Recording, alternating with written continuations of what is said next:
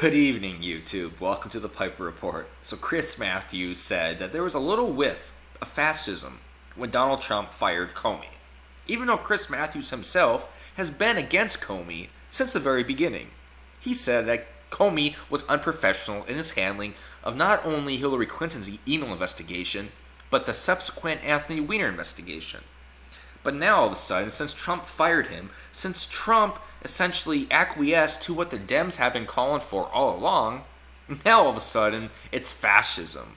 So that means, if we are to listen to Chris Matthews, that listening and abiding, ascribing to the rules, or ascribing to the requests of the left is fascism.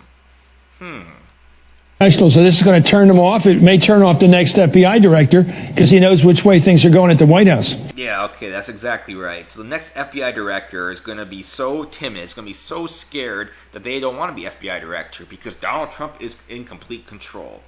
The FBI director serves at the pleasure of the president, okay? And the FBI has numerous amounts of power. Hell, look at J. Edgar Hoover. He was the embodiment of power. He had things on all presidents.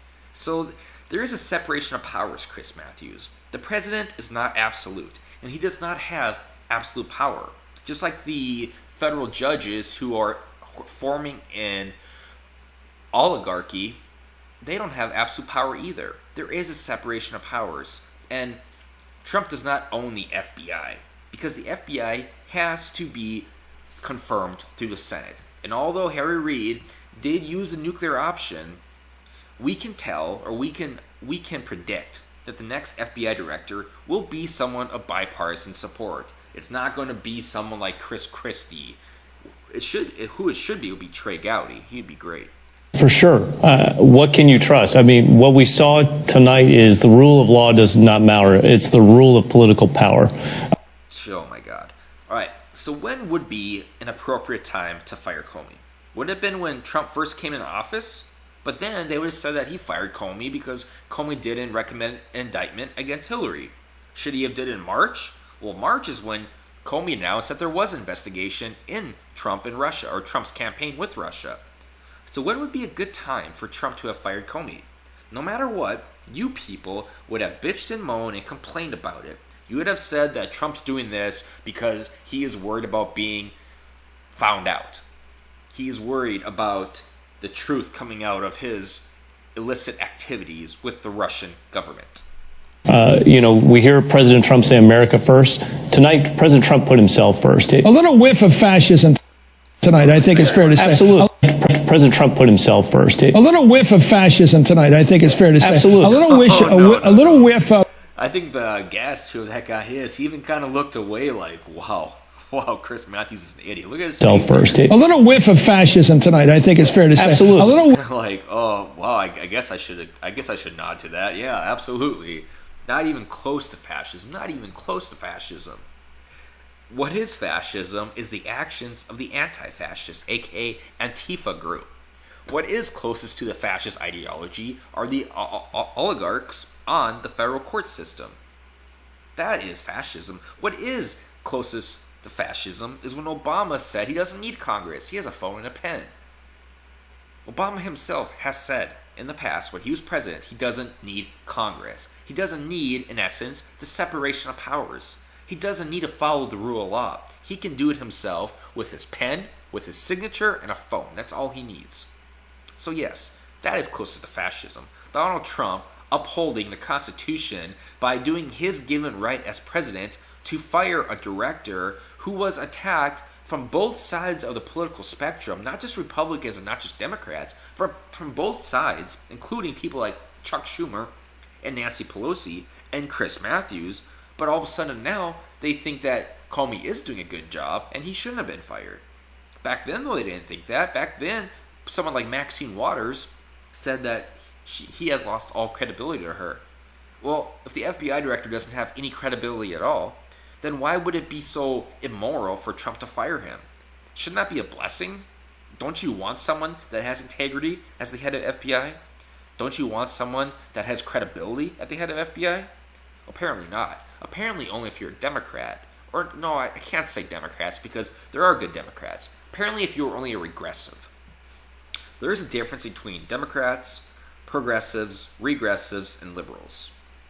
Wish a little whiff of, I don't care about the law, I'm the boss. If you listen to Director Comey's testimony last week, he said the reason that he did these press conferences is he was trying to stay above the political fray, that he thought it may not be handled the best way, and he wanted to get that assessment out there, that independent assessment of the FBI, that integrity. That's why it's the FBI out there. And as I did in a separate video regarding this earlier, James Comey, I think he lost all credibility with the American people as soon as he neglected to indict Hillary or to recommend an indictment of Hillary, since the FBI actually has no power to impose an indictment on somebody. But he lost credibility because he changed federal statutes. He incorporated a new word in the statute, the word of intent. There is no the word intent in the espionage statute that Hillary was being sought after for violating. He incorporated it for the sole purpose, for the primary reason, so he didn't have to indict the first female presidential candidate, and at the time would be considered the first female president. So, although his motives may have been pure for the collective viewpoint, for the collective morality of the U.S., either way, he contradicted the rule of law and his stance as the FBI director to uphold the rule of law. He omitted negligence from the rule of law, and he admitted intent to the rule of law. Two things that should not have been there. Even if Hillary had no intent, which we know she did, because by definition, knowing something is illegal, or knowing you are doing something that is forbidden, means you intentionally know you are breaking the law, or you're intentionally aware that what you're doing is against federal guidelines. And we know this from her own email leaks and WikiLeaks.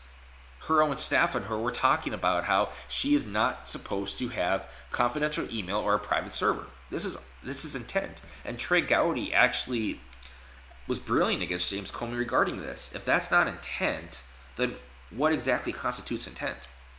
But anyways, back to what I was saying here. I mean, we know that Hillary at least should have been charged with negligence or something around there. But James Comey lost all credibility. He destroyed his credibility and the credibility of the FBI by omitting or admitting the concept of intent, not only to Hillary, but also to Uma Abedin. And he wanted that judgment to go to the American people so they could know for themselves. What he's seeing now is, whether it's Democrats last summer or now a Republican president now, if you don't bow to their power, then you're then thrown under the bus. The FBI director goes to a 10-year appointment so that they can remain independent across. You know, that's kind of synonymous with left-wing media.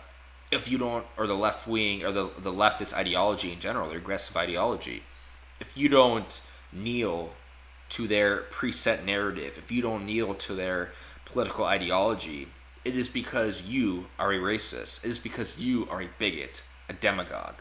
In essence, if you disagree with somebody, it is because you are the summation of the worst possible insult affiliated with that person's specific attributes. So if you disagree with some aspects of the Black Lives Matter movement, it isn't because you disagree with the aspects. It is because you don't believe that blacks should have equal rights. It is because you don't believe in egalitarianism. That is the regressive viewpoint. And that's exactly what this guy right here is condemning. Yet at the same time, he's part of the whole narrative that administers this on a daily basis. Here, the president was able to find a cause from last year to use as a basis for firing the guy. I know you need to have cause for firing, but no one believes that cause required this firing, not at this point. That letter has been in the works probably for weeks or months, and they've also probably been waiting for Comey to make a mistake that they could fire him for cause. President Trump tried to reach out to Director Comey, try and bring him under his influence. I don't think Director Comey went for it. And when that didn't happen, and as this Russia investigation's cropped up, as Sally Yates rattled the president's cage yesterday. She did. This is a nervous reaction from a president. Yes. Let's disperse speculation as fact, shall we? That Trump did this as revenge to James Comey from his disobedience, from his insubordination of kneeling down before the Emperor Trump. Jeez. Chris Matthews, he always outdoes himself, it seems like. Just like when he compared Jared Kushner and Ivanka Trump to Saddam Hussein's children. He always outdoes himself. It's kind of funny because... President who's seeing the walls caving. That's the way I saw. He's actually, if you would actually read The Art of the Deal by Donald Trump, where all publicity is good publicity, doesn't matter what kind, it almost seems like Chris Matthews is adhering to that whole strategy as well, saying these outrageous things that have no basis in fact. But that's MSNBC for you. And I'm done.